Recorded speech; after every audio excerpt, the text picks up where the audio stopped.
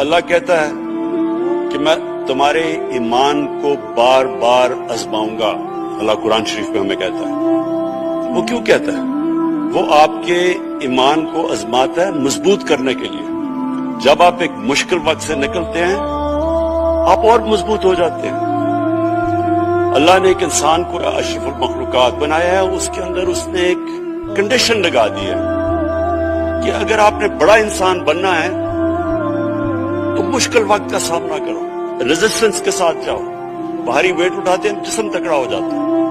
ذہن کو جتنا ہم آزمائیں گے اور آزمائشوں میں ڈالیں گے, سب سے بڑا جو پاور ہاؤس ہے وہ ہمارا ذہن ہے, وہ اور تکڑا ہو جاتا ہے, انسان تکڑا ہو جاتا ہے.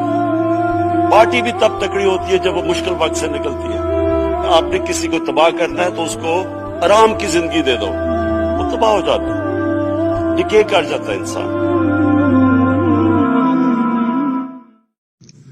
And I always promised myself that whenever I got this opportunity, I would raise the first and foremost, the most important question about when anyone in the Western world blasphemes our Prophet, peace be upon him, it is a failure of the OIC that we have not been able to explain to the Western countries that the love and affection that we feel for our Holy Prophet, that how he lives in our hearts, it was up to us to explain to the Western people that the amount of pain they cause us when they ridicule or mock our Holy Prophet. And we must know that in the West, people do not treat religion the way we Muslims.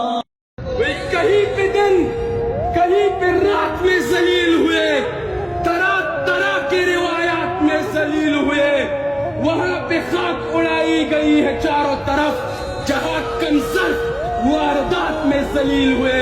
وہ قید خانے میں پڑا ایک شخص معتبر ٹھہرا اور تم اپنے محلات میں ذلیل ہوئے.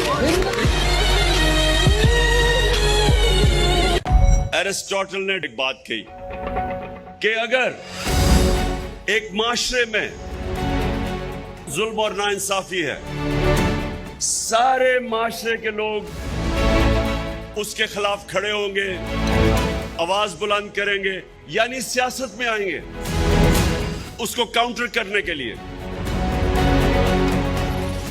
دو طبقے ظلم اور ناانصافی کا مقابلہ نہیں کریں گے.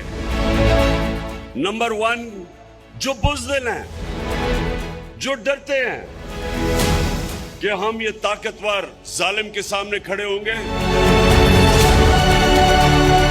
تو وہ ہمارے پر ظلم کرے گا. کوفہ کے لوگ, ان کو پتا تھا کہ حضرت امام حسین سچ پہ کھڑے ہیں, ان کو پتا تھا وہ رائے حق پہ ہیں, لیکن کوفہ کے لوگوں نے یزید کے ظلم سے ڈر کے حضرت امام حسین کی مدد نہیں کی. اور اسلام کی تاریخ کا سب سے بڑی ٹریجڈی تھی جو ثانیہ تھا وہ ہونے دیا, اور ہمیشہ پچھتائے. اور دوسرے, خود غرض. اگر میں سمجھ رہا ہوں میری زندگی بڑی آسان ہے, میرے پہ سب کچھ ہے اور میرے معاشرے پہ ظلم ہو رہا ہے, لیکن میں کہوں کہ میری زندگی پہ کیا فرق پڑے گا, میں تو انجوائے کر رہا ہوں, میری زندگی آسان ہے. یہ سب سے بڑا پرابلم پاکستان کی ایلیٹ کا ہے. وہ سوچتے ہیں کہ ہم کیوں ظالم کا مقابلہ کریں, اور اس طرح ایک معاشرہ غلام بن جاتا ہے, ظلم کے غلام بن جاتے ہیں, خوف کے غلام بن جاتے ہیں. اور جو ایک مسلمان دعویٰ کرتا ہے لا الہ الا اللہ, اللہ تیرے سوا کوئی خدا نہیں, یہ جو خوف کا خدا ہے, یہ جو بت ہے, یہ سب سے خوفناک بت ہے. اس کے سامنے جب ایک انسان جھکتا ہے, میری نظر میں وہ شرک کرتا ہے.